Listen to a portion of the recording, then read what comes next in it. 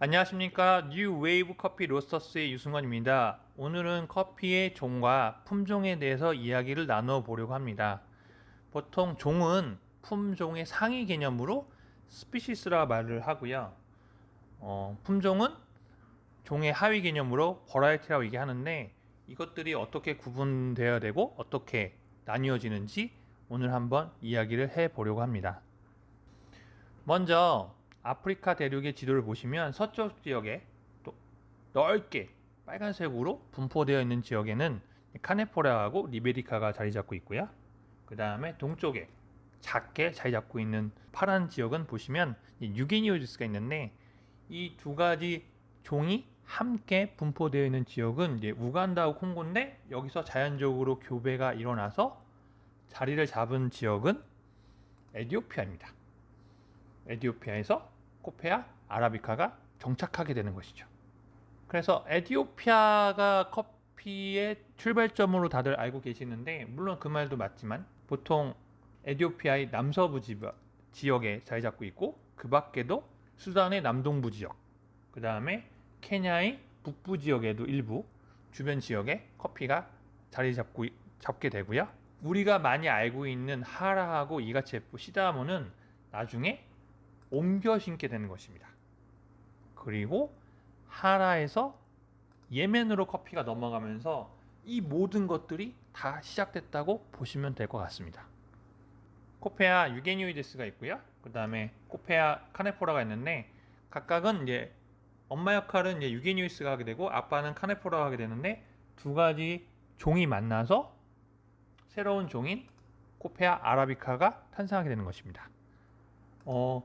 재미있는 거는 얘네들은 부모들은 DNA가 22개인데 자식인 코페아 아라비카는 DNA가 44개고요.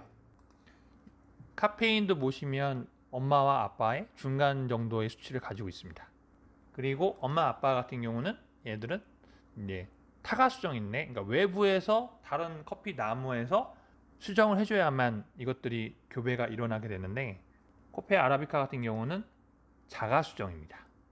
그렇기 때문에 계속적으로 지속적으로 세대를 거쳐도 유전적인 정보가 계속 지속적으로 유지가 되는데, 재미있는 거는 그 중에 한 약 5% 정도가 타가 수종이기 때문에, 만약에 아라비카 옆에 로보스타나 뭐 이렇게 카네포라 다른 품종이 있게 되면 자연적으로 자연 교배가 일어나는 경우가 생겨서 새로운 품종을 우리가 나중에 발견하게 되는 그런 어떤 재미있는 이유가 되기도 합니다. 그래서 우리한테 전체 알려져 있는 스피시스 종은 총 125종인데, 그 중에 상업적으로 성공한 종은 딱 세 가지만 존재합니다. 그리고 각각의 종이 가지고 있는 상업성 때문에 재배랑 생산량, 분포량이 각각 다 다르게 전체 분포되어 있고요. 알려져 있고요. 이 밖에도 일부는 멸종했지만 나머지들은 잘 관리해야 되는 게, 상업성이 없지만 잘 관리해야 되는 이유 중에 하나가 각각의 고유한 유전적인 정보를 가지고 있는데, 어떤 종 같은 경우는 이제 가뭄에 굉장히 강한 DNA를 가지고 있고, 어떤 종은 질병에 굉장히 강한 DNA를 가지고 있고, 또 어떤 종은 단맛이 굉장히 좋은 DNA를 가지고 있기 때문에 이것들을 잘 관리했다가 나중에 기후 조건이나 재배 조건이 바뀌게 되면 커피 종이나 품종을 개량하는 어떤 소스로서 사용할 수 있는 활용도가 높기 때문에 나머지들은 잘 관리해야만 합니다. 아까 얘기했듯이 카네포라는 노야 같은 녹병에 전혀 걸리지 않는 저항력이 굉장히 높고, 리베리카는 일부만 저항을 가지고 있고 아라비카는 아예 저항력이 없기 때문에 기본적으로 각각의 품종에 가지고 있는 특징을 잘 이해하셔야 되고요.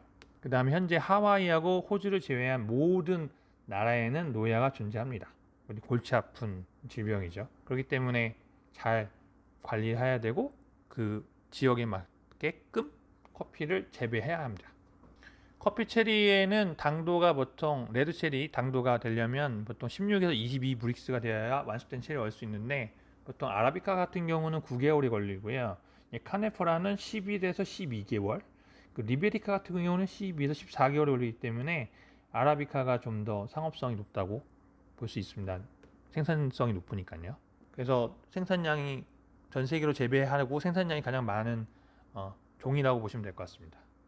아라비카에서 기본적으로 대표되는 품종은 티피카인데 티피카에서 자연적으로 돌연변이가 일어나죠. 자연스럽게 그냥 알아서.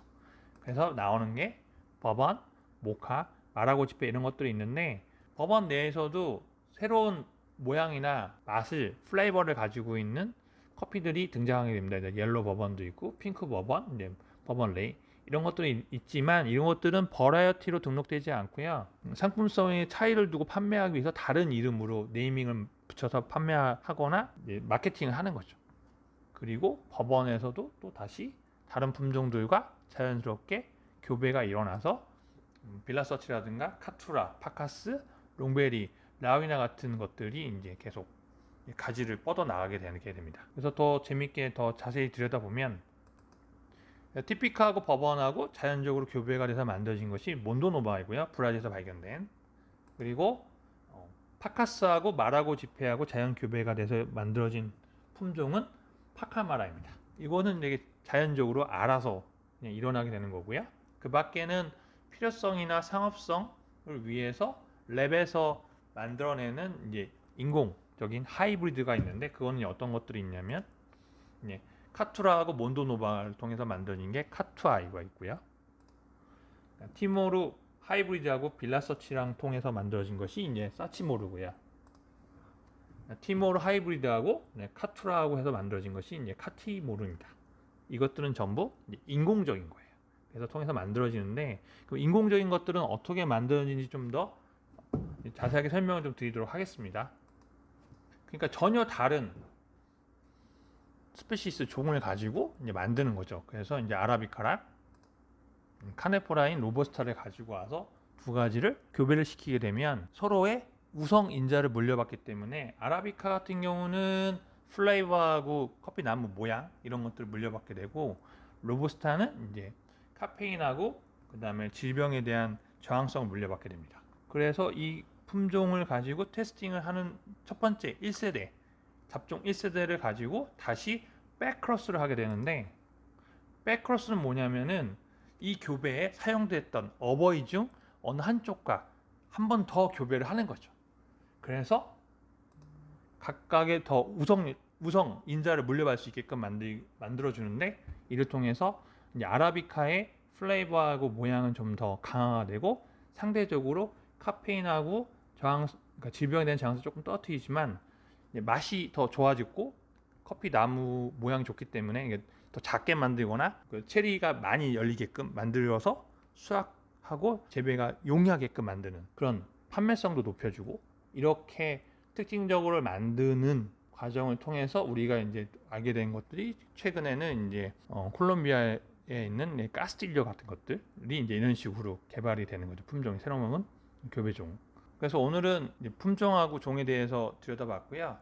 다음 시간에는 더 재미있는 다른 걸 가지고 찾아뵙도록 하겠습니다. 감사합니다.